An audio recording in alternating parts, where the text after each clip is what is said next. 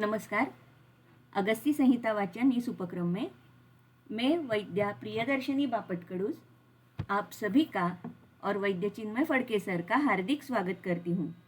श्री चरक संहिता चिकित्सा स्थान विंशोध्याय छर्दी चिकित्सा का वाचन हमारा चल रहा है और पिछले सत्र में सर ने हमें चिकित्सा के पहले हमें क्या क्या सोचना चाहिए इसके बारे में बताया था और इसके पश्चात वातिक छर्दी के बारे में और उसकी चिकित्सा के बारे में सर ने हमें जानकारी दी थी।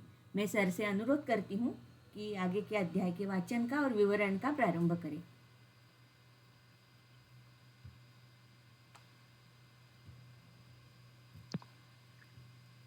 सभी को सुप्रभात और प्रणाम।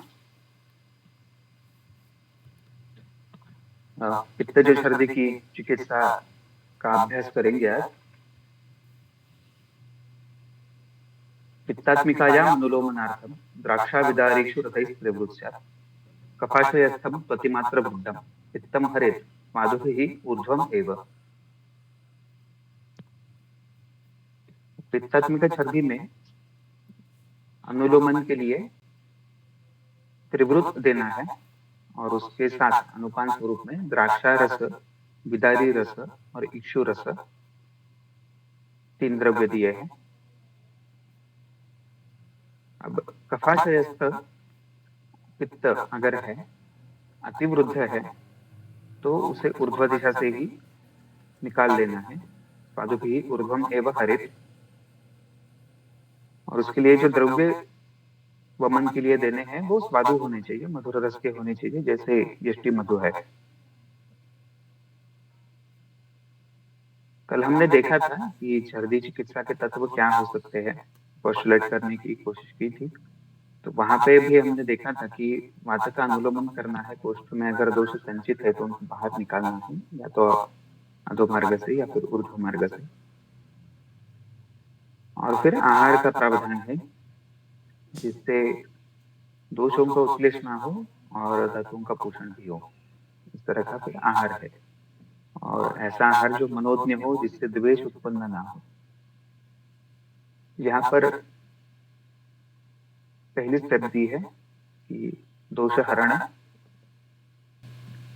वाटिका में तो दोष हरण करना ही नहीं होता, वहां पे निषिद्ध है। वैदिक में पहली बार जो शोधन दिया है वो विरेचन ही है, त्रिवृत और उसके साथ द्राक्षा, विदारी, इक्षु। अब द्राक्षा, विदारी, इक्षु ये तीनों मधुर रस प्रधान द्रव्य है, लेकिन उसमें थोड़ा सा भेद है। इक्षु रस जब यंत्र निष्पीड़ित हो, कुछ काल तक रखा हुआ हो, तब वो विदाही बन जाता है। ऐसा रस यहाँ पे अपेक्षित नहीं है। इक्षु रस निकला हुआ तुरंत यहाँ पे इस्तेमाल करना है। विदाही रस यहाँ पे हम नहीं दे सकते। और दूसरी बात है कि वो साफ होना चाहिए। वो इक्षु रस जब आज निकालते हैं तो उस पर जो त्वचा बाहरी होती है वो निकाल देते हैं, इंटरनोड का बीच का कुछ पार्ट निकाल देते हैं, मूल निकाल देते हैं, पत्ते निकाल देते हैं। बीच का जो कांड बचता है उसका रस निकालना यहाँ पे अपेक्षित है, और वो भी निकालने के बाद तुरंत उपयोग में लाना है। अगर ऐसा रस है तो ही वो पथ्यकर होगा। विदारी में भी 2 प्रकार है, जैसा हम सब जानते हैं। एक विदारी, क्षीर विदारी। तो यहाँ पे रस निकालने के लिए कहा है तो जाहिर सी बात है क्षीर विदारी का ही होगा। और द्राक्षा का रस बोला है। अब द्राक्षा का रस साल भर तो नहीं निकाला जा सकता, जब ताजे फल उपलब्ध हो तभी निकाला जा सकता है। इसलिए जिस ऋतु में जो द्रव्य उपलब्ध हो और जिस ऋतु में पैतृक छर्दी उत्पन्न हुई हो, उस ऋतु के हिसाब से 3 द्रव्य दिए होंगे।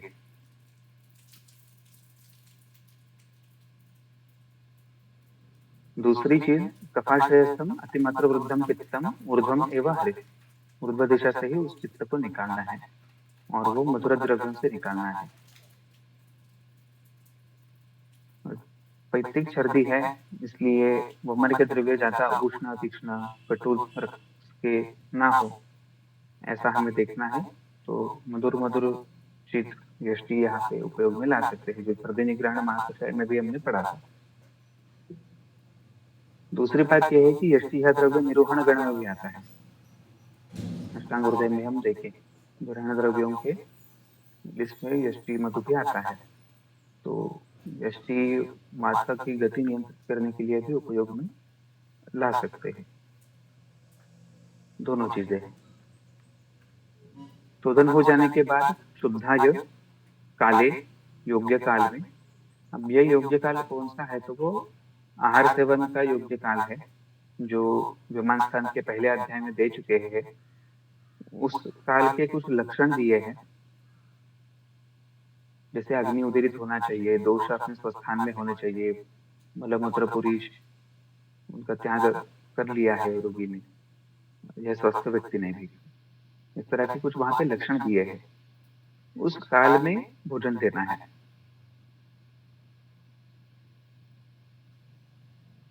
और पहला भोजन मधु शर्कराभ्याम राजाइश्च मंथम ये देना है। ऑप्शन है पेया भी दे सकते हैं, वो भी मधु शर्करा युक्त देनी है। अब मधु यह द्रव्य भी कषाय रस तथा मधुर रस दोनों में आता है। रूक्ष है इसलिए ज्यादा क्लेद नहीं बढ़ाता, मधुर है इसलिए द्वेष भी उत्पन्न नहीं करता, और कफ पित्त दोनों का शमन करने की क्षमता उसमें है। और गाढ़ा है, लेह स्वरूप में खा सकते हैं, तो उससे जल्दी सर्दी नहीं होती। और शर्करा पित्त शमन के लिए जो इक्षु वर्ग में सबसे श्रेष्ठ है, शुद्ध है, जिसमें मल सबसे कम रहता है, तो ऐसे द्रव्य यहाँ पे दिए हैं। और लाजा जो हमने गुण आहार के देखे थे पहले, सर्दी में जो भी आहार देना है वो रूक्ष देना है, लघु देना है, मधुर रस का भी यहाँ होना चाहिए, और जिसका द्वेष ना उत्पन्न हो ऐसा भी होना चाहिए, मनोज्ञ होना चाहिए। अगर फ्रेश लाजा ताजी बनाई हुई हम ले ले तो उससे एक सुगंध भी निकलता है, तो ऐसी लाजा अगर प्राप्त हो तो सुगंध भी होती है, अच्छा सा गंध आता है उसमें से। तो इस तरह के ये सारे द्रव्य हैं। अग्रे संग्रह में भी लाजा सर्दी के लिए बताया है भगवत जी ने, इन सारे गुणों से युक्त होने की वजह से। पहला यहाँ पे जो देना है वो लाजा मंथ देना है। अब मंथ बनाने का विधि सूत्रस्थान 27 में दे चुका है फुरकाना वर्ग। उसमें पानी डालना होता है, लाजा डालनी होती है, मधु शर्करा या कोई अम्ल द्रव्य डालना होता है, और फिर उससे सिर्फ मंथन करना होता है, मिलाना होता है मंथन क्रिया से। कुछ मंथा है उनमें सत्तू है, घी है, तेल है, स्थौल्य में जो एक मंथ दिया है।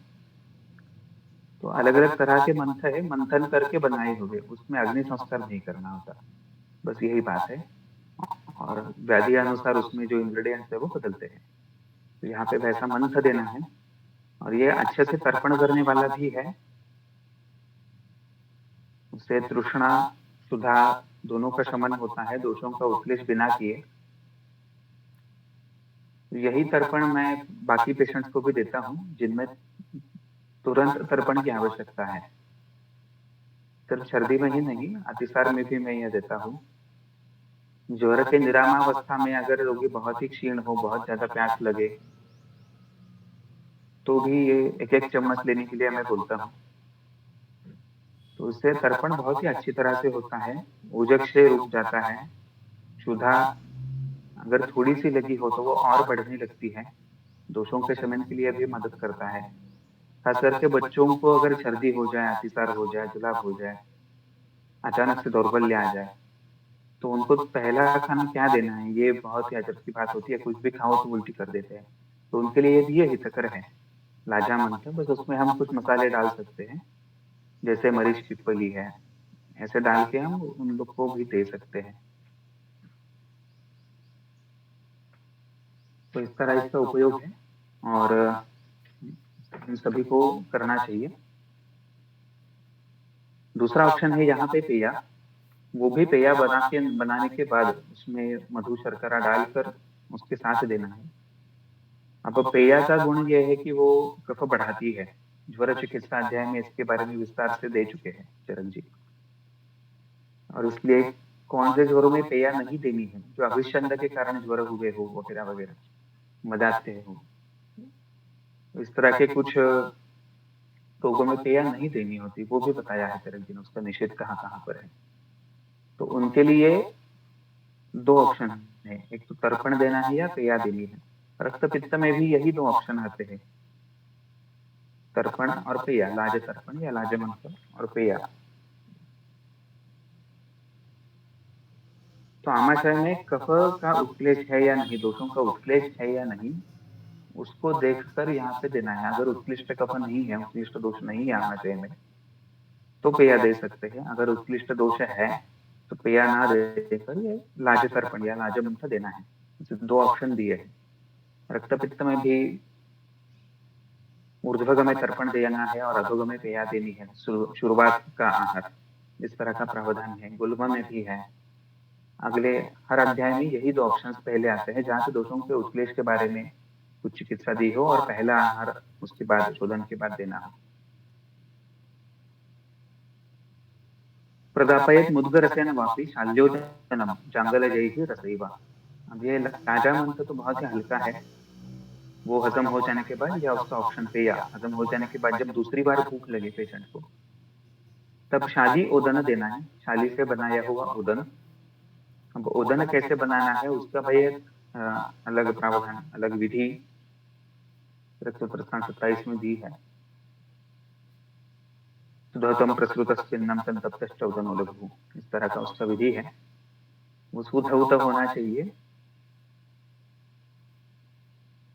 उबाला हुआ होना चाहिए, स्विन्न होना चाहिए, मतलब स्वेदन किया हुआ।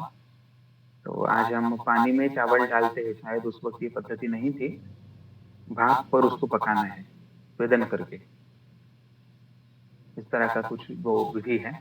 और वो संतप्त, जब चावल पककर तैयार हो और वो संतप्त हो तभी खाना है, तभी वो लघु होता है। सुधौता प्रसृता स्विन्नः संतप्तः च ओदनः लघु, इस तरह का वो विधि है। उस प्रकार के शल्योदन के साथ एक वेज ऑप्शन है, एक नॉन वेज ऑप्शन है, जिसको जो साथ में है। तो वेज ऑप्शन मुद्ग रस के साथ, मुद्ग जूस के साथ शल्योदन खाना है। जिनको नॉन वेज साथ में है उनको जांगल मांस के साथ शल्योदन खाना है। तो जांगल इसलिए क्योंकि वो अभिषंद नहीं करते, दोषों का उत्क्लेश करने की उसमें उतनी क्षमता नहीं होती जितने अनुप मांस में होती है। और वो मांसरस कैसे बनाना है, उसमें क्या क्या मसाले डालने हैं, वो सब पहले कुतान्ना वर्ग में दे चुके हैं। और व्याधि के अनुसार भी उसमें मसाले बदलेंगे। तो यहाँ पे कफ पित्त का शमन, खास करके पित्त का शमन करने वाले सारे मसाले हम डाल सकते हैं, जो मधुर हो, अविदाही हो, इस तरह का कुछ हम कर सकते हैं।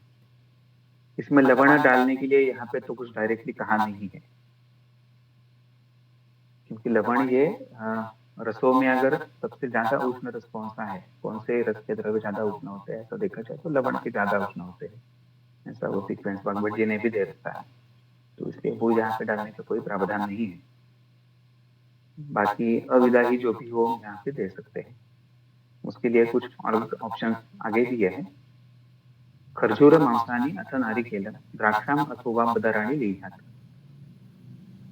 अब खाना एक बार बहुत ही खा लिया तो उससे उल्टी होती है। सर्दी, जिनको प्रसक्त सर्दी है, बार बार उल्टी करने की अब इतनी विकृति आ चुकी है, तो उनमें खाना डायरेक्टली देखकर वो हजम नहीं होता, वो बाहर निकल जाता है। तो ऐसे लोगों के लिए लेह ये एक ऑप्शन है, जिससे बल बना रहे, आहार भी थोड़ा थोड़ा जाता रहे और सर्दी भी ना हो। तो उसके लिए कुछ अलग ऑप्शन यहाँ पे दिए हैं। खरजूर मांस, यानी खरजूर का मांस, मतलब उसका जो गर होता है वो लेहन के लिए देना है, थोड़ा थोड़ा चाट के खाना है। फिर नारिकेल, नारिकेल का मांस मतलब खोबरा जो हम खाते हैं, वो थोड़ा थोड़ा लेह करना है। इसका मतलब उसके कण नहीं गिरने चाहिए। अगर वो गले में अटक जाए चुभन सी हो जाए तो फिर से उल्टी हो सकती है उस इरिटेशन की वजह से, इसलिए उसकी पेस्ट बना के लेहन करना है। द्राक्षा अथो, द्राक्षा, ये फ्रेश द्राक्षा हो या फिर मुनक्के हो, काले मुनक्के, वो भी दे सकते हैं लेहन के लिए। और बदरानी, बदर के सारे प्रकार जितने भी अवेलेबल है वो दे सकते हैं। तो पोले करकंदू बदर, 3 प्रकार के बदर बताया है, साइज उनके अलग अलग है, टेस्ट भी अलग अलग है। पोल जो है वो खट्टे ज्यादा होते हैं, छोटे लाल तरह के बदर। करकंदू है वो, उसका साइज और थोड़ा बड़ा होता है, जो कभी खट्टे कभी मीठे मिक्स टेस्ट वाले होते हैं। बदर जो है बड़ा वाला, तो उसमें अंदर की गुठली खरजूर जैसी होती है और वो कम मीठे होते हैं। इस तरह का 3 प्रकार के हैं। तो वो बदरानी से सारे हमें यहाँ पे लेने हैं, वो यहाँ पे लेहन के लिए देने हैं, ताकि बल बना रहे, पित्त का उत्क्लेश फिर से अति वृद्धि ना हो आमाशय में, इसलिए। अब इसके बाद छर्दी रोकने के लिए कुछ अलग उपाय दिए हैं। पोलास की मज्जा, पोल, ये जो बदर का प्रकार है, उसकी अस्थि अंदर की जो गुठली है गोल वाली, वो घिस कर उसकी पेस्ट बनाकर उसका लेहन से।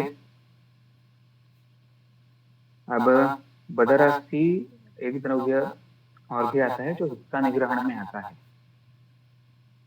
अब हिक्का, यह ऐसा व्याधि है जो प्राणवायु की दृष्टि के कारण होता है, और उसमें भी गति विपरीत हो जाती है वायु की।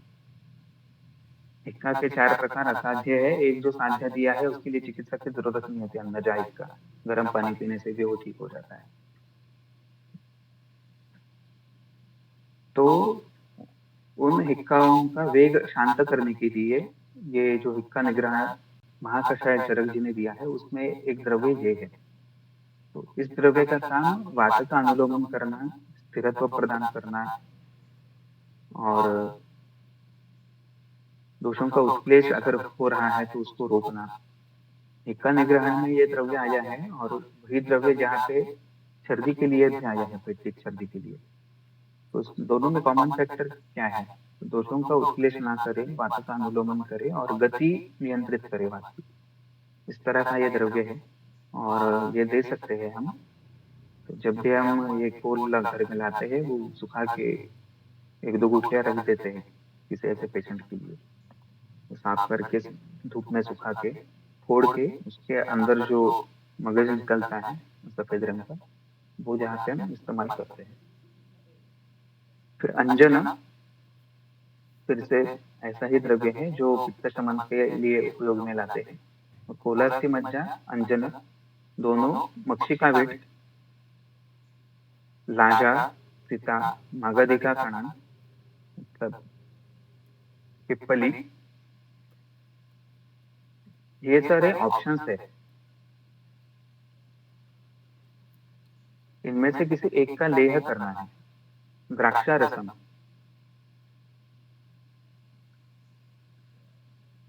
वापी पिबेत सुशीतम मृद भृष्ट दोष्ट प्रभवम जलम्बा। बीच में एक लाइन रह गई, सॉरी। श्रुतोज लाजोत्पल कोल मज्जा, चूर्णानि लीहत मधुना भयांच। यहाँ पे मधु और अभया दोनों का एक योग आ गया, जो हमने पहले भी देखा था। कॉमन जो सर्दी का हमने देखा था चिकित्सा सूत्र, उसमें भी ये आता है कि अभया के साथ मधु देना है। क्यों देना है सब उसके बारे में भी हमने चर्चा की थी। उसके लिए ऑप्शंस है श्रुतोज, श्रुतोंजना, कोल मज्जा, कोल के अभ्यंतर जो है बीज के अंदर की अंदर का मगज, वो उत्पल, एक कमल का प्रकार है, उसके पंखुड़ियां, उसका चूर्ण। ये सारे लेह के ऑप्शंस है, इनके चूर्ण मधु के साथ करने हैं। या फिर वो कोलास्थि मज्जा, अंजन, मक्षिका विट, लाजा, सीता, मागधिका कणा, ये अलग ऑप्शन है लेह के लिए, जिससे सर्दी भी रुक जाती है या औषध तरह रोग की योग है। तो हम देख सकते हैं कि पहले वातक की सर्दी में भी और यहाँ पैसे की सर्दी में भी शोधन के तुरंत बाद पहले आहार दिया है, उसके बाद औषध दिए हैं। सीक्वेंस भी महत्वपूर्ण है। कुछ व्याधि ऐसे हैं जिनमें आहार का प्रावधान पहले दिया है शोधन के बाद, जैसे प्रमेह है। शोधन के तुरंत बाद आहार का बड़ा विस्तार से वर्णन किया है, उसके बाद में औषधों का वर्णन किया है। तो ऐसे कुछ व्याधि है जिसमें आहार का बड़ा महत्व है। वो सीक्वेंस से भी पता चलता है कि कौन से अध्याय में किस सीक्वेंस से कौन से उपक्रम दिया है। फिर यहाँ पे हम देख सकते हैं कि सर वरती पण एक श्लोक राहिला. कौन सा?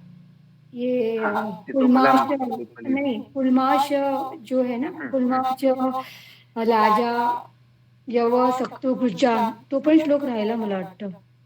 हाँ हाँ, लेते हैं उसको। लेहन के लिए अलग अलग योग दिया है। पहला वहां पे योग है वो, हाँ, सितोपला माक्षिक पिप्पली थी, कुलमाश लाजा यवतक्तु ग्रुंजा। तो सितोपला वो इक्षु वर्ग में से आता है। माक्षिक और पिप्पली, इसका लेहन करवाना है, इससे भी सर्दी रोकने के लिए मदद मिलती है। कुलमाश ये अर्धस्विन्न शिंबी धान्य, ऐसी एक रेसिपी है जिसे कुलमाश कहते हैं। तो वो माश हो, मुद्ग हो, इस तरह के कुछ अर्धस्विन्न करके अगर हम देते हैं, या यव भी अर्धस्विन्न हो तो उनको कुलमाश कहते हैं। लाजा वो हमने पहले देखा, वो हल्का होता है हजम करने के लिए। यव सत्तू, यव सत्तू मतलब भ्रुष्ट यव, जो शोषण करने के लिए मदद करते हैं, रूक्ष बन जाते हैं ज्यादा। और भ्रुंज मतलब यव का चावल जैसी रेसिपी, यव का ओदन जिसमें मंड निकाला ना हो, पानी उसमें ही रखना है। तो इस तरह का यव का राइस वो यहाँ पे देना है खाने के लिए, या लेह करने के लिए, क्योंकि वो गाढ़ा होता है, जो चाट के भी खा सकते हैं, इस तरह का उसका टेक्सचर है। तो ये खाने की बहुत सारी चीजें पहले दे रखी है। पहले तो लाजा मंत्र या फिर पेया, उसके बाद मुद्ग रस के साथ शल्योदन या फिर जांगल रस के साथ शल्योदन। उसके बाद कई सारे लेहन के योग दिए हैं, सितोपला मक्षिक पिप्पली से लेकर कोलास्थी मज्जा मागधे काकणान तक, 29 सूत्र तक, ये सारे लेह के योग हैं। और उसके बाद पीने के लिए, खाने का तो प्रावधान हो गया, अब पीने के लिए क्या क्या दिया है वो देखते हैं। द्राक्षा रस पीने के लिए देना है। ठंडा किया हुआ मृद भ्रुष्ट दोष्ट प्रभव जल, मिट्टी के बर्तन के जो टुकड़े होते हैं वो गर्म करने हैं अंगारों में, पानी में डुबोने हैं, और वो पानी छान कर ठंडा करके पीने के लिए देना है। तो इससे सर्दी रुक जाती है, प्यास बुझती है। तृष्णा व्याधि में अग्रय में ये मृद भ्रष्ट दोष प्रभाव जल आता है, और ये कषाय रस का भी थोड़ा सा होता है, तो स्तंभन करने में मदद होती है। अगले जो सारे द्रव्य है जो स्तंभन के लिए ही दिए हैं, जम्बू आम्र इनके पल्लव, ये पत्ते, जो उनका काढ़ा, ये कषाय रस के द्रव्य है, उनका कषाय मतलब काढ़ा, वो ठंडा करके उसमें शहद डालकर वो पीने के लिए देना है। क्योंकि सर्दी के रोगियों को प्यास भी बहुत ज्यादा लगती है, उनको पीने का प्रावधान भी इस तरह से करना है। अगला है मुद्ग और पिप्पली, वो रात भर भिगो कर रखने हैं, और वो पानी दूसरे दिन पीने के लिए देना है। इसी तरह से चणक रात भर भिगो कर रखने हैं, वो पानी दूसरे दिन पीने के लिए देना है। और उशीर और धान्य का, ये दो द्रव्य पानी में भिगो कर रखने हैं रात भर, वो पानी छान कर दूसरे दिन पीने के लिए देना है। तो ये सारे कषाय अनुरक्त वाले द्रव्य हैं, स्तंभन के लिए मदद करने वाले हैं और तृष्णा शमन के लिए भी मदद करते हैं।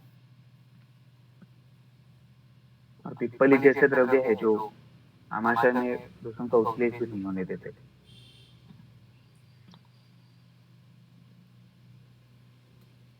फिर अगला ऑप्शन दिया है गवेदुका मूलम जलम, गुड़ुच्चाह जलम, इक्षुरसम, पयोवा। 4 ऑप्शंस और है पीने के लिए। गवेदुका एक धान्य है जो कर्षण के लिए देते हैं स्थूल्य की चिकित्सा में।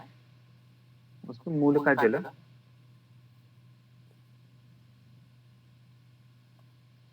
फिर गुड़ूची का जल, गुड़ूची रात भर भिगो कर देना है। इक्षु रस, वो तागा निकाला हुआ हमने पहले देखा, और पूरा साफ किया हुआ इक्षु रस का रस निकालना है। और दूध, वो भी पीने के लिए दे सकते हैं, लेकिन वो ऑप्शन सबसे अंत में दिया है। पहले बहुत सारे अन्य ऑप्शन है जो कषाय रस के हैं, संबंध करने में भी मदद करेंगे, दूसरों का उत्क्लेश रोकने में भी मदद करेंगे। और उसके बाद अंत में दुग्ध दिया है, क्योंकि दुग्ध से फिर से उत्क्लेश हो सकता है। और कुछ बालकों के लिए भी या बड़ों को भी दूध हजम नहीं होता, उसकी स्थिति होती है। तो वो ऑप्शन अंत में है, जिसको वो सोदी है उसी को देना है। सेव्यम पिबेत कांचन गैरिकम व स बालकम तंडुल धावनेना। अब एक अलग योग है पीने के लिए, तंडुल धावना, मतलब चावल धोकर जो पानी निकलता है वो पानी। तो इसमें अवश्य रूप से आज के पेशेंट को एक बात पता नहीं है, लोग चावल को साल भर रिजर्व करने के लिए कुछ ना कुछ उसमें लगाते हैं।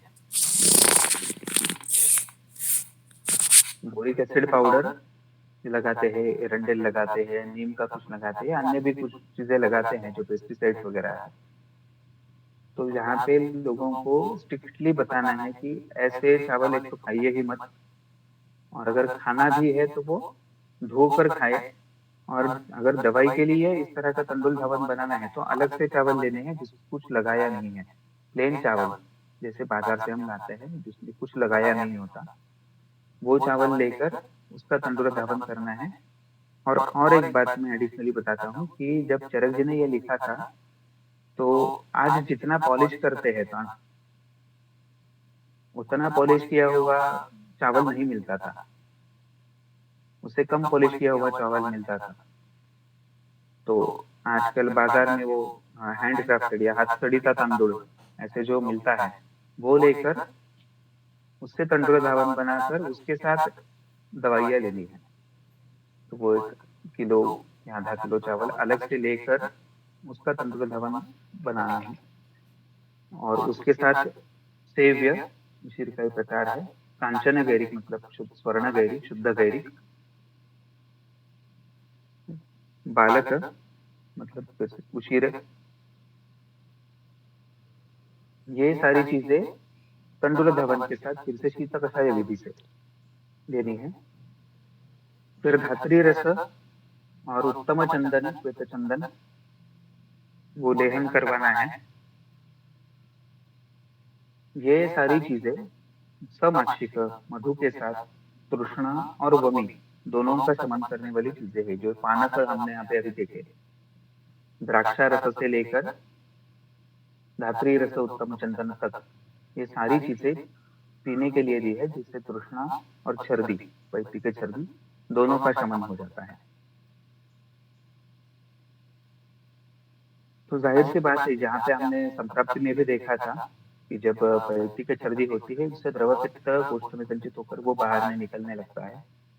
और अगर प्रसक्त छर्दी हो तो उसमें से शरीर में से उदक का भी बहुत सारा भाग शरीर से बाहर निकल जाता है, और उसको बचाए रखने के लिए या उसकी आपूर्ति करने के लिए इतने सारे पीने के ऑप्शन भी वैदिक छर्दी चिकित्सा में दे रखे हैं, और वो बहुत ज्यादा जरूरी भी है।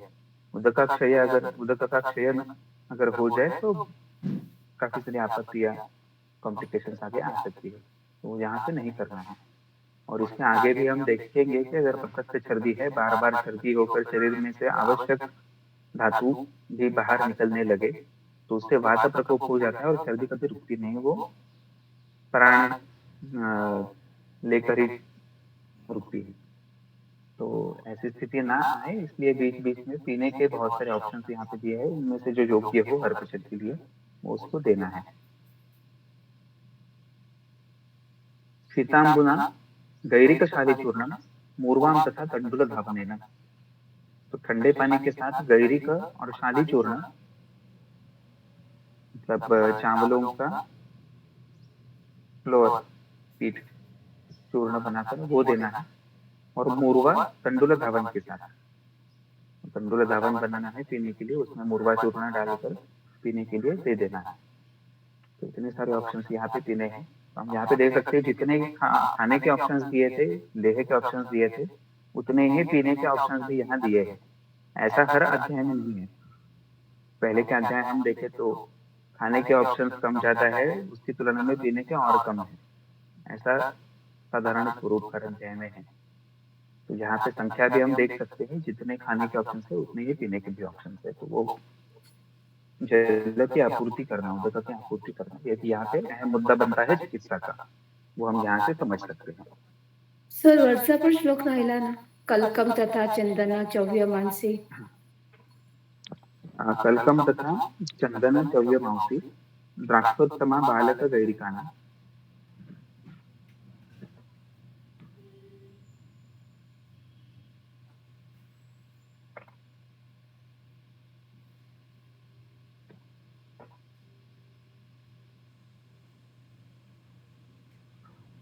कल का एक यहाँ पे दिया है जो तृष्णा और वमी दोनों को शमन करता है और चर्बी को भी रोकता है। चंदन, श्वेत चंदन, चव्य, पहली बार यहाँ पे कुछ तीक्ष्ण उष्ण द्रव्य आया। मांसी और द्राक्षोत्तम, उत्तम द्राक्ष जो श्वेत द्राक्ष, या हम यहाँ पे हरित द्राक्ष रहते हैं, गोस्तन के आकार की होती है, लंबे फल, तो वो यहाँ पे लेनी है। बालक, उशीर और गैरिक, ये सबको पीस कर उसका कल का बनाना है, वो देना है चाटनी के लिए, जिससे पैतृक सर्दी का शमन होता है। अब यहाँ पे हम देखते हैं कि सबसे अंत में एक उष्ण द्रव्य आया है चव्य, पहले सारे द्रव्य शीत भी देते थे, तो वो अग्नि बढ़ाने के लिए होगा, ऐसा मैंने सोचा था कि इतना सारा आहार और इतना सारा उदक पान करने के बाद अगर अग्नि मंद हो गया तो उसको बनाए रखने के लिए और सर्दी शमन करने के लिए यहाँ पे एक उष्ण विलेय द्रव्य दिया होगा। यहाँ पर पैतृक सर्दी की चिकित्सा समाप्त होती है।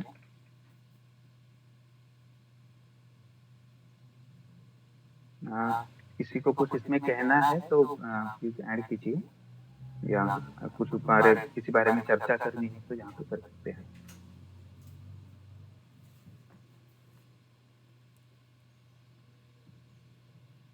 किसी को अगर कुछ पूछना है तो आप पूछ सकते हो। सुवर्ण मैडम ने शायद हैंड रेज किया था।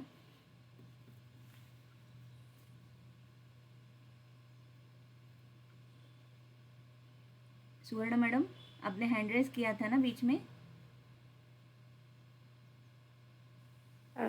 शायद गलती से हुआ होगा, ओके ओके, ठीक है। मुझे कुछ पूछना नहीं है. अगर सर जब क्वेश्चन है तो एक्टिव पूछिए। एक्टिव सर्दी रहती है तभी लोग नींबू पानी पीते हैं, लेकिन उनको और उल्टियाँ होती है, तो उसमें उसका प्रमाण थोड़ा कम रखना चाहिए, ऐसा कुछ है क्या? इसलिए यहाँ पे सीक्वेंस जो दिया है ना, पहले तो नाजा तर्पण देना है, उसके बाद लेह देने हैं, उसके बाद पीने का प्रावधान है। डायरेक्टली पानी पिया तो वो पेट में टिकता नहीं है, वो उल्टी से बाहर ही निकल जाता है।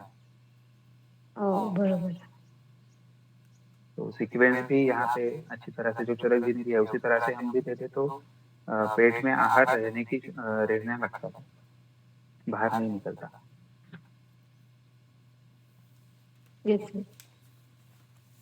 पेशेंट अगर दूसरे शहर में भी है, क्लिनिक में आया नहीं है, फोन पर बताते उल्टियाँ हो रही है, क्या करूँ, उसको दुकान से ये लाजा लेकर ऐसे ही खाने के लिए बोलना है, मुंह में रखकर जैसे वो गीले हो जाए निगल लेने हैं।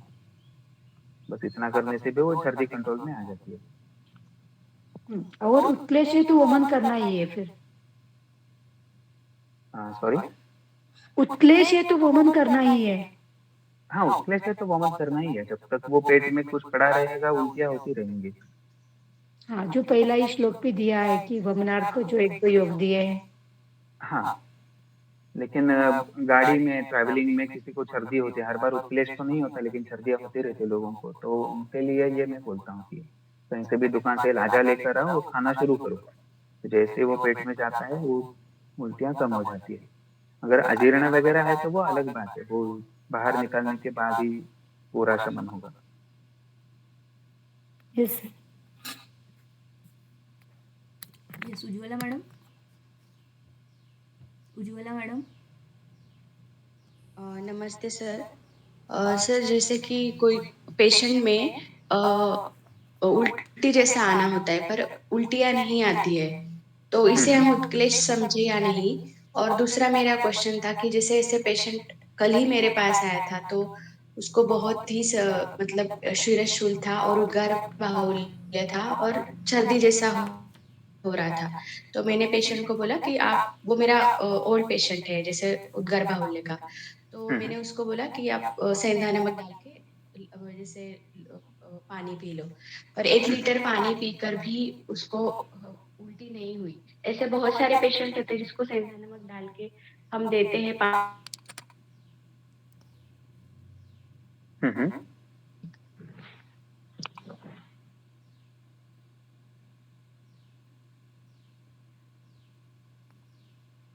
हेलो। हेलो, आपका आवाज़ गया मैडम. Hello sir. हाँ, आवाज़ नहीं आ रही आपकी. मॅडम येत नाही आवाज? हां, आत्ता आलाय. हाँ, मध्ये गेला. परत एकदा प्रश्न विचारा अख्खा. फक्त वमन होत नाही हे हां, कळलं. सैंधव जल हां. दिलं तरी काही पेशंटना वमन होत नाही, बरोबर ना? हो, हो, हो. हां, तेच. याच्या पुढचं जे आहे ते विचारा, ते नाही ऐकू आलं.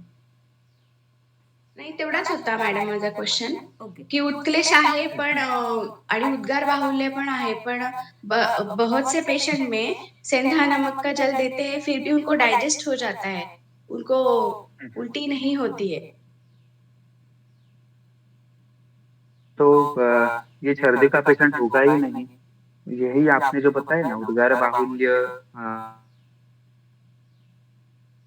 पूरी से बंद वगैरह और कुछ लक्षण है, तृप्ति, अंतरकुचन, ये सारे गुल्मक के भी पूर्व रूप है।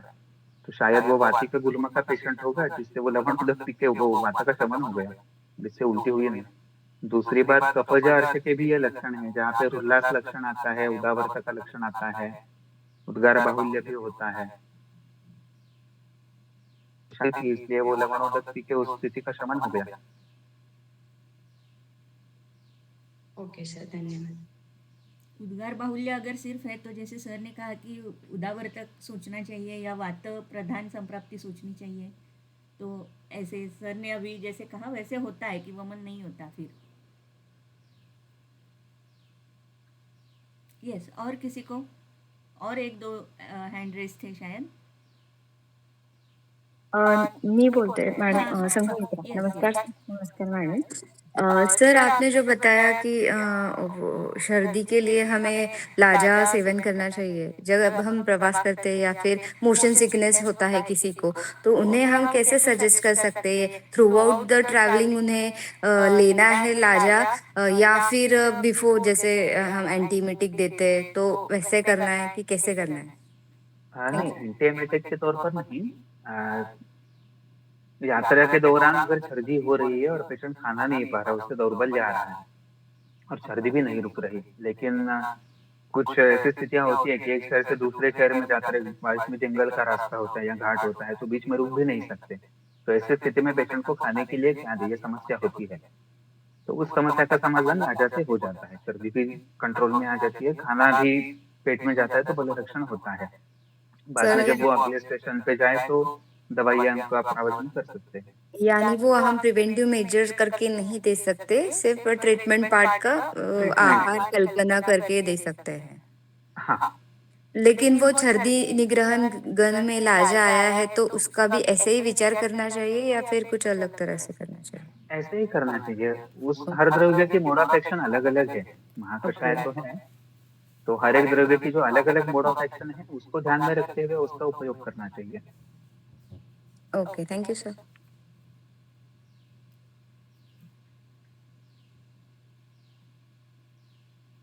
यस, और किसी को अगर प्रश्न है? हाँ बोलिए मैडम, सुवर्णा मैडम।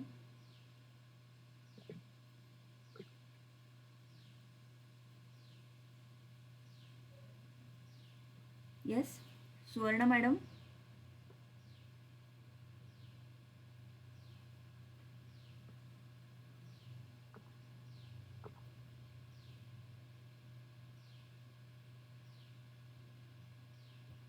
शायद नहीं है प्रश्न।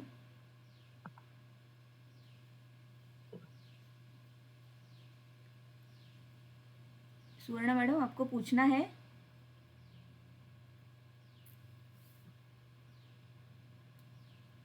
सर पुढचं वाचायचंय का थांबायचंय? अगला भी पढ़ सकते हैं। ये हाँ, एक ठीक। अधिकरण पूरा हो गया था, इसलिए ठीक बीच ठीक में प्रश्न लिया ठीक है। ठीक ठीक। आप फिर आप आगे की शुरुआत ओके, करिए क्योंकि नहीं है भी प्रश्न बीच अभी। में से ओके ओके, अगर फिर से किसी को प्रश्न आता है तो हम रुक के उसकी चर्चा भी कर सकते हैं। Yes yes. ओके, अगला सूत्र, कफात्मिकायां कमरम प्रशस्तम पिप्पली कर्षप निम्बत हो जाएगी, पिंडी तसैः सेंधव संप्रयुक्तैः वम्याम कफम आश्रय शोधनार्थम। तो यहाँ पे कफज छर्दी की चिकित्सा दी है, जिसमें पहला उपक्रम ही वमन है, और इसलिए इसके लिए कोई ऑप्शन भी नहीं दिया है। जैसे ही कफकोश के लिए समाशय में दिखे किसी भी व्याधि में वमनार्ह रुग्ण है, तो पहले उसको वमन ही दे देना है। ऐसा हर व्याधि में यहाँ भी है। तो कफात्मिकायां वमनम प्रशस्तम, शस्त्र श्रेष्ठ चिकित्सा क्या है, तो वो वमन है। और पिप्पली, कर्षप, निम्ब, इनसे सिद्ध जल या पात्र इनका, ये एक है ऑप्शन। दूसरा पिंडी तक मतलब मदन फल और सैंधव, इससे भी वमन करवा सकते हैं। इससे दो चीजें होती है, एक कफ जो संचित है आमाशय में उत्क्लिष्ट हुआ है और हर सर्दी वेग में थोड़ा थोड़ा निकल रहा है, वो अगर हम पूरा ही एक साथ निकाल दे तो सर्दी रुक जाती है। ये इसका लॉजिक है, जितना उत्क्लिष्ट है उतना ही निकालना है।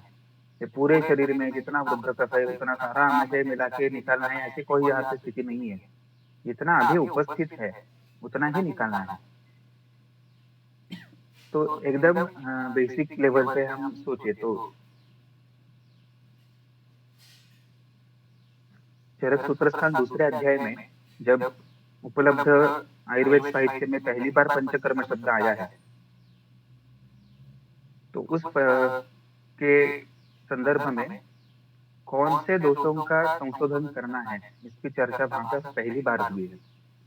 और चरक जी ने बहुत ही खूबी से सिर्फ एक शब्द वहां पे दिया है, उपस्थित दोषों का शोधन करना है। इतनी आसान शब्दों में एक ही बात बता दी। और चक्रपाणी जी ने उस पर और भी ज्यादा खूबसूरत टीका लिखी है कि उपस्थित शब्द से हमें क्या मतलब लेना चाहिए। तो जो लीन दोष है उनको प्रधान अवस्था में लाना है, और जो शाखाओं में है उनको कोष्ठ में लाना है। ऐसा उस टीका में चक्रपाणी जी ने दिया है। और ऐसे उपस्थित दोषों का ही शोधन करना है। उपस्थित दोष नहीं है तो शोधन नहीं करना है। मतलब दो चीजें, वो प्रधान होना चाहिए और कोष्ठ में उपस्थित होना चाहिए।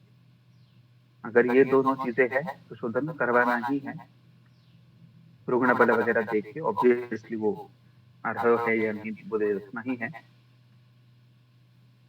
लेकिन वातगुल्म में भी ये दिया है कि जब कफ का उत्क्लेश हो, उल्लास हो, अग्निमांद्य हो, अरुचि हो, वो उतना जितना कफ कोष्ठ में आया है उतना ही निकाल देने से ये सारे लक्षण दूर हो जाते हैं।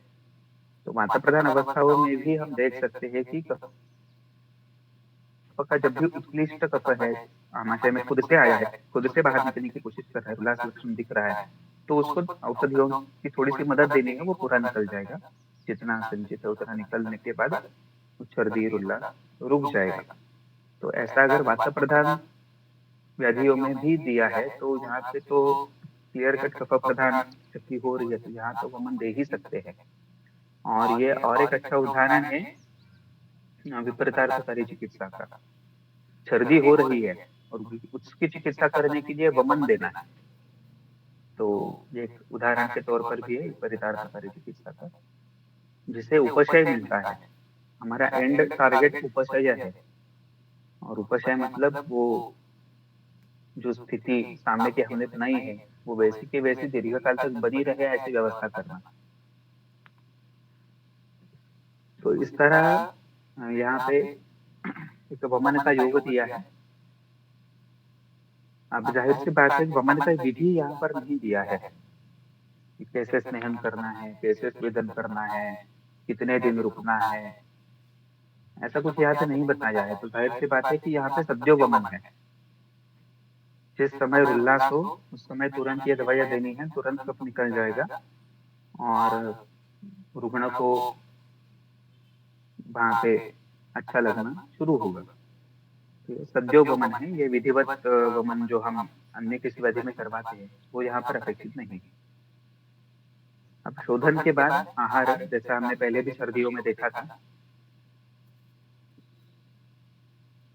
गोधूमशालीन स यवान पुराणं यूषैः पटोल अमृत चित्रकाणां व्योषस्य निम्बस्य च तक्रसिद्धैः यूषैः फलाम्लैः कटुभिः तथा आद्य रसांश्च शूल्यानि च जाङ्गलानां मांसानि जीर्णानि मधुसीदपरिष्टान् रागांस्तथा षाडवपानकानि द्राक्षाकपिस्थैः फलपूरकैश्च मुद्गान् मसूरान् चणकान् कलायन् भृष्टान् युतान् नागरमक्षिकाभ्यां लीहात् तथा एव त्रिफलाविडङ्गचूर्णं विडङ्गप्लवयोरथोवा स जाम्बवं वा बदराम्लचूर्णं मुस्तायुतां कर्कटकस्य शृङ्गिं दुरालभां वा मधुसम्प्रयुक्तां लीहात् कफच्छर्दिविनिग्रहार्थं मनश्शिलायाः फलपूरकस्य रसैः कपित्थस्य च पिप्पलीनां रौद्रेण चूर्णं ऋचैश्च युक्तं लिहन्त्ये छर्दिम् उदीर्ण वेगम्। तो जो अंत का सूत्र है वो पहले पढ़ते हैं। लिहन जयेत छर्दिम उदीर्ण वेगम, ये कंडीशन है ऊपर दिए हुए सारे योगों को प्रयुक्त करने की। जिस छर्दी में वेग का उदीरण हुआ है उस वेग के साथ साथ छर्दी को भी रोकने के लिए ये सारे योग दिए हैं।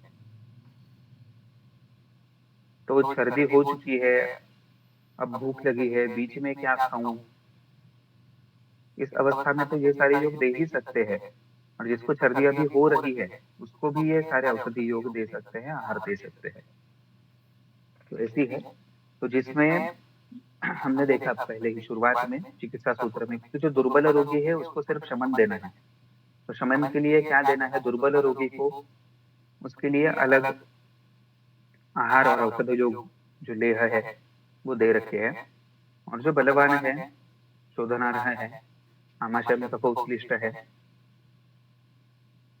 तो उसको तुरंत पहले वमन देना है, उसके बाद आहार देना है, शमन योग देने हैं। ये चिकित्सा सूत्र है। तो उसके हिसाब से यहाँ पे कफज सर्दी की चिकित्सा दी है। तो शोधन हो गया जो अर्ह था उसका। उसके बाद गोधूमशाली यव, ये पुराण होने चाहिए। गोधूमशाली यव तीनों ही पुराण।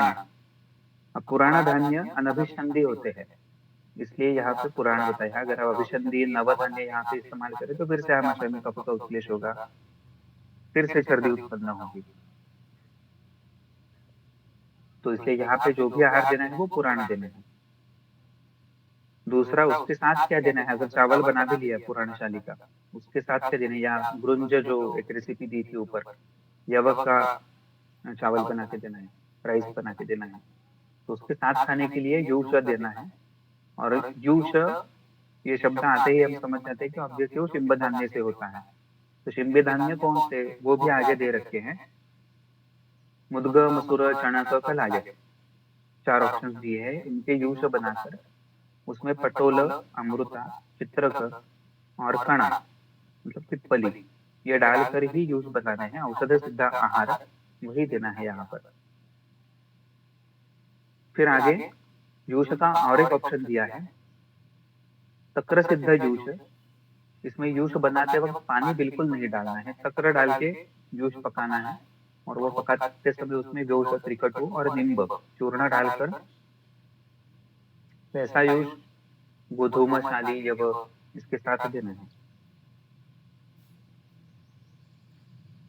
फिर आगे वो जूस बनाते समय एक ऑप्शन शक्कर दिया है जो आम्ल है। अब हमने पहले भी देखा कि अम्लरस के द्रव्य मूढ़ वातानुलोमित करते हैं, लेकिन यहाँ पर ऐसे द्रव्य हमें देने हैं जो कफघ्न भी है। तो शक्कर एक ऐसा द्रव्य है जो कफ कम करने के लिए मदद करता है, कषायानुरस भी है। अगर पूरा स्नेह उसमें से निकाला हुआ हो तो कफ का शमन भी करता है। आर्ष चिकित्सा में तक्र के अलग अलग योग दिए हैं। तो सारा स्नेह निकाला हुआ तक्र, आधा स्नेह निकाला हुआ तक्र, या पूरा स्नेह वैसा का वैसा रखा है ऐसा तक्र। और तीनों के गुण अलग अलग किए, जिसमें सारा स्नेह वैसा का वैसा रखा हो वो वात शमन के लिए उपयोगी है। और जिसमें से पूरा स्नेह निकाला हुआ हो, मक्खन पूरा निकाला हुआ हो, ऐसा तक्र कफजा अर्श में बताया है, कफ का शमन करने के लिए। और वो अग्निदीपन भी करता है, वातानुलोमन भी करता है वगैरह वगैरह। तो उसका विस्तार से वर्णन उदर चिकित्सा और अर्श चिकित्सा में दिया है, वो आप जरूर पढ़िए। तो तक्र के ये सारे गुण होने की वजह से यहाँ पे तक्र सिद्ध जूस दिया है। एक हमने शुरुआत में दिया था कि सूत्रस्थान के तीसरे अध्याय में यहाँ पे जवाबू दी है तरक ने, वहां पे तक्र सिद्धा जवाबू दो तरह की दी है। एक तक्र सिद्धा जवाबू है वो अतिसार के लिए है जो ग्राही है, और दूसरी तक्र सिद्धा जवाबू है जो सुमेघ्ना है।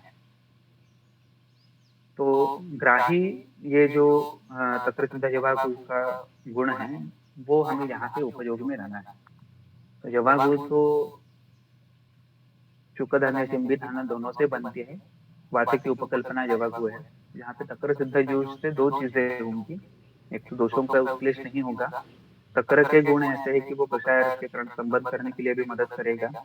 तक्र सिद्धा जवाबू ग्राही है, और उसके साथ जो व्योष निम्ब जैसे हमने द्रव्य दिए है, निम्ब भी एक तिक्तरस का द्रव्य है। तो तिक्तरस के द्रव्य शोषण करने में मदद करते हैं, जिससे आमाशय में उत्कृष्ट दोष कम होंगे और बार बार सर्दी नहीं होगी। ये योग शमन के लिए भी है, जिनको शोधन नहीं कर सकते, जिनका शोधन नहीं हुआ है, उनके लिए डायरेक्टली शमन योग देना है तो भी ये दे सकते हैं। तो इन सारे एक्शंस की वजह से ये सर्दी में बहुत अच्छा उपयोग दिखाते हैं। बस एक चीज है, पेशेंट का काउंसलिंग करना है। अगर ये कड़वी चीजें हम पेशेंट को खिला दें, नींबू सिद्ध जूस, और उसी से सर्दी हो जाए, ऐसा ना हो, क्योंकि तिक्ता रस का द्वेष होता है काफी सारे लोगों को। तो पहले बताना है कि ऐसे ऐसे देना हम दे रहे हैं, आप प्रिस्क्राइब करिए, थोड़ा सा कड़वा लगेगा लेकिन आप इससे ठीक होंगे, तो पूरा भरोसा रखकर खाइए। ऐसा हम पहले काउंसलिंग करके दे सकते हैं। अम्ल रस के जो द्रव्य है जो वातानुलोमन करते हमने देखा, तो यहाँ पे जो जूस देने हैं वो कुछ ना कुछ अम्ल डाल के देने हैं। एक में तो तक्र डाल दिया, बाकियों में फल डालने हैं जो अम्ल रस के हैं, जो सर्दी निग्रहण महाकषाय में हमने पहले ही देखे कि अम्ल बदर है, द्राक्षा है, गाड़ी में, वो यहाँ पे डालकर जूस बनाकर दे सकते हैं। लेकिन फलों से कफ बढ़ता है, तो इसलिए उसका कॉम्पेंसेटरी मैकेनिज्म भी यहाँ पर है। उसमें कटु रस का कुछ न कुछ द्रव्य डालकर जूस बनाकर देना है। अगर अम्ल फल डालकर जूस बनाना है तो उसमें कुछ कटु भी डालना है, और इस तरह के जूस के साथ गोधूम शाली जब पकाकर वो खाने के लिए देना है रुग्ण को। फिर रसांश मांसरस अलग अलग प्रकार के जो जंगल प्राणियों से बने हो, या हमने पहले देखा विष्किर वर्ग जिसके मांस लघु अग्निदीपन है, वो दे सकते हैं। कफग्न मांस होते नहीं है, मांस से कफ थोड़ा सा तो बढ़ता ही है, कम ज्यादा प्रमाण में बढ़ेगा, इतना ही।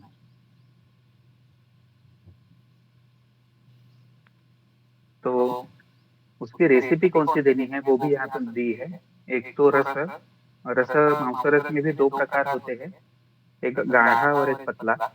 तो यहाँ पे वात शमन अगर करना है तो गाढ़ा मांसरस देने के लिए बोला है चरक जी ने, और अगर वातशमन ये टारगेट नहीं है, सिर्फ आहार के तौर पर देना है तो पतला मांसरस देना है। तो यहाँ पर भी हम जंगल प्राणी या विषैले प्राणियों से बना हुआ पतला मांसरस देंगे जिससे कफ ज्यादा ना बढ़े। और अगर फिर भी कफ बढ़ने की आशंका हो तो रेसिपी बदलनी है, शून्य मांस देना है, जो वसंत ऋतु में भी कहा है कि उससे कफ नहीं बढ़ता। शून्य बारबेक्यू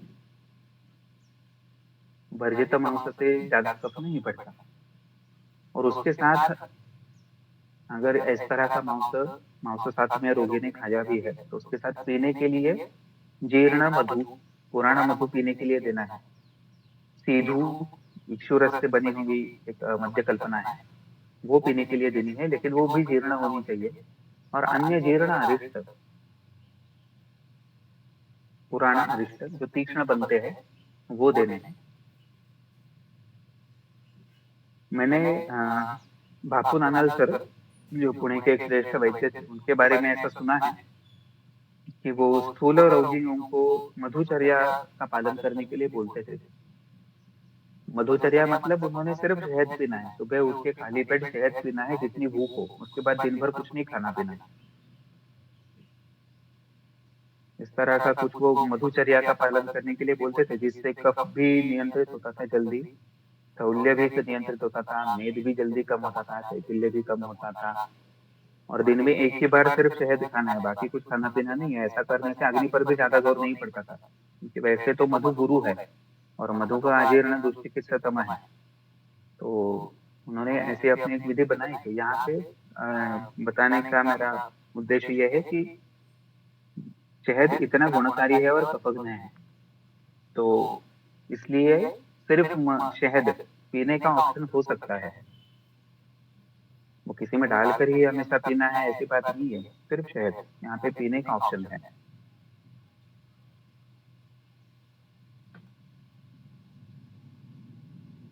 फिर और भी खाने पीने के ऑप्शन है। राग, शाड़व, ये व्यंजन है, साइड डिशेस हम बोलते हैं, जैसे कोशिम्बीर हम साइड में लेते हैं, सैलड्स वगैरह लेते हैं, उस तरह का ये है। एक इसमें बेसिक रेसिपी ये है कि इसमें फल होते हैं, उसमें कुछ अम्ल द्रव्य होता है या फल ही अम्ल होते हैं, कुछ कफग्न मसाले होते हैं, लवण होता है, शहद होता है। ये बेसिक रेसिपी है।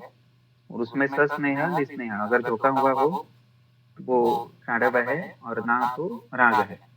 वो बेसिक रेसिपीज दोनों हैं ये। और राग और शाड़व के और पानक के अलग अलग प्रकार हमें तृष्णा और मलत्य चिकित्सा में विस्तार से मिलेंगे। वो वहां से देखकर जितने भी कफग्न राग, कफग्न शाड़व, कफग्न पानक है, मदात्य चिकित्सा और तृष्णा चिकित्सा में, मदात्य चिकित्सा में ही ज्यादा मिलेंगे, तो वो यहाँ पे हम दे सकते हैं। और द्राक्षा, कपित्थ और बीज पूरक मसुलुंग, इनसे बने हुए पानक ऑब्वियसली। आम कपित्थ यहाँ पे लेना नहीं है, क्योंकि वो अग्र में कंठ में विकृति उत्पन्न करने वाला बताया है, तो जहाँ पे वो तो नहीं ले सकते। पका हुआ कपित्थ, उसका बना हुआ शरबत पानक यहाँ पे लेना है। ये पीने के ऑप्शन यहाँ पे शुरू हुए, लेकिन हमारा शायद समय यहाँ पे पूरा होता है, तो जहाँ हम रुकते हैं अगले सूत्र अगले हफ्ते देखेंगे। बहुत बहुत धन्यवाद सर। मेरे ख्याल से कोई प्रश्न नहीं है, क्योंकि हैंड रेज नहीं है यहाँ पर।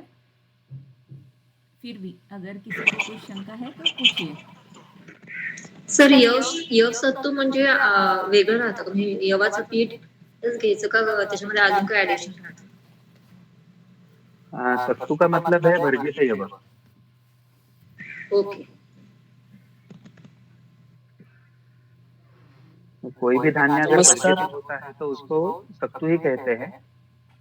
जैसे घृत बोलने से हम सामान्य रूप से गोघृत ही लेते हैं, वैसे ही सत्तू लेने से हम सामान्य रूप से यव सत्तू ही लेते हैं।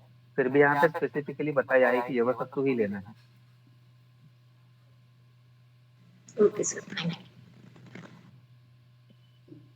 हमारे ग्रुप में अभी अरुणा टिड़क मैडम है, जिनका आहार के ऊपर बहुत सारा काम है। अगर मैडम यहाँ पर अभी ज्वाइन है शायद, तो आप इसमें कुछ अगर बता सकते हैं तो बताइए। नमस्कार मैडम, क्या मैं एक एक्सपीरियंस शेयर कर सकती हूँ मेरे मैडम का? Yes yes sure. हाँ, मैं मैडम नलिनी कोडबोले मैडम के यहाँ सीखी थी मेरे पास आउट होने के बाद। अभी वो नहीं है। और उनकी गुरु थी वैद्य लक्ष्मीबाई बोरवणकर। तो उनका अपने स्त्री और प्रसूति शास्त्र के ऊपर पुस्तक है और उनका बहुत ही कार्य था। तो उनका माहिम में हॉस्पिटल था, आयुर्वेदिक हॉस्पिटल था माहिम माटुंग का, जहाँ अंतरकर गुरुजी का रहने का निवास है, उसके सामने ही उनका हॉस्पिटल था। तो एक दिन उनके चिकित्सालय में एक छोटा बच्चे को लेके आए उनके माँ बाप, बहुत ही भागते भागते, कि उनको इतनी बच्चे को तीव्र उल्टियां हो रही थी और बच्चे की वेंस टोटल कोलैप्स हो गई थी कि किधर भी वेंस नहीं है, पूरा डिहाइड्रेशन हो गया, बच्चे को क्या करे।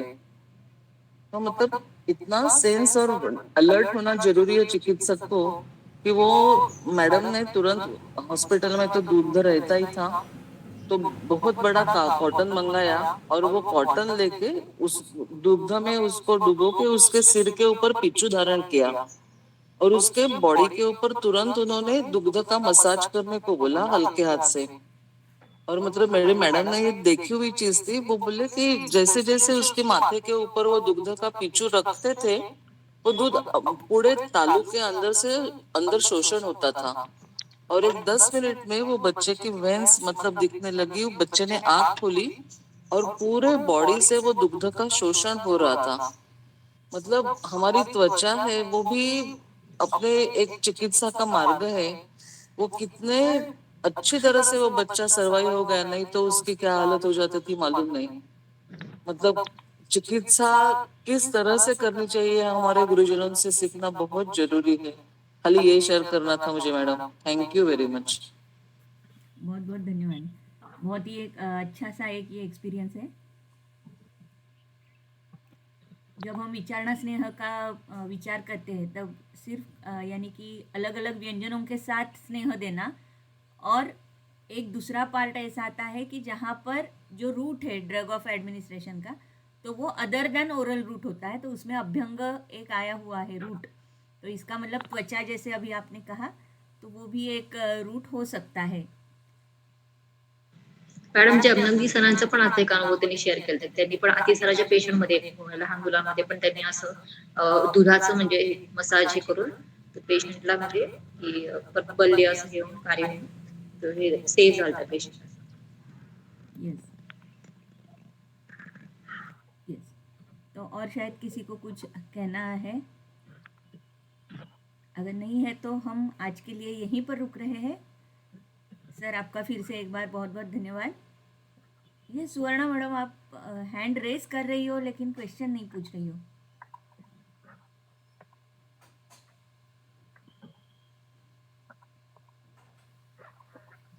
ठीक है। गलती से हो रहा होगा। हाँ बोलिए। हाँ, गलती से हो रहा होगा, मेरे स्क्रीन पे नहीं दिख रहा है सर। ओके पता ओके, नहीं क्या ठीक है हो रहा ठीक है ठीक है, कोई बात नहीं, क्योंकि हैंड रेज दिख रहा है तो मुझे हेलो। लगा कि अगर क्वेश्चन है तो आप पूछ सकते हो ना, इसलिए बाकी कुछ नहीं। है। सब हाँ, ठीक है, कोई नमस्ते बात मैडम। नहीं। हाँ बोला। ये हाँ, तो 36वा श्लोक आहे ना, द्राक्षा कपितैही फलपुरकैच्य. तर ते फलपुरकैच्यचं काय म्हणजे अन्वय आहे तिथे? पुरकैच्य जो 3 द्रव्य पहले दिए हैं ना, द्राक्षा, हाँ। कपित्थ और फलपूरक 3 ऑप्शन है, इसलिए अंत में उसका बहुवचन दिया है, फलपूरकैहि च। मतलब पूरकैः मतलब उसका पेय ऐसे ऐसे लेना है क्या? मतलब वो अर्थ बीजक है? द्रव्य नाम है। नहीं, द्राक्षा कपिते फलपुरा कौन सा मतलब फल है? नहीं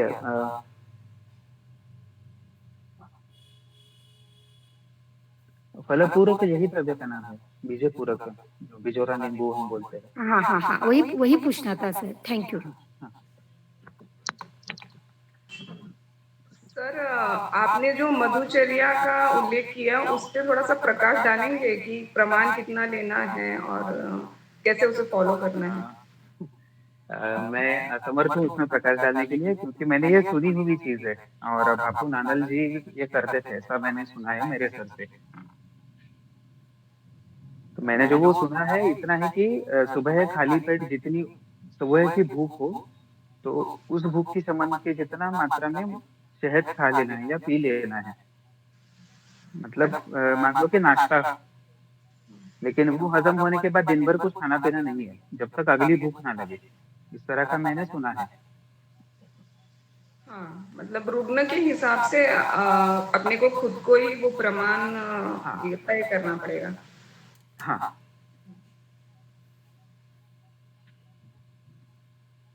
ठीक है, तो आज के लिए यहीं पर रुक रहे हैं। बहुत बहुत धन्यवाद सर। अगले सोमवार को फिर से मिलेंगे 7:15 बजे। तब तक के लिए रुकते हैं।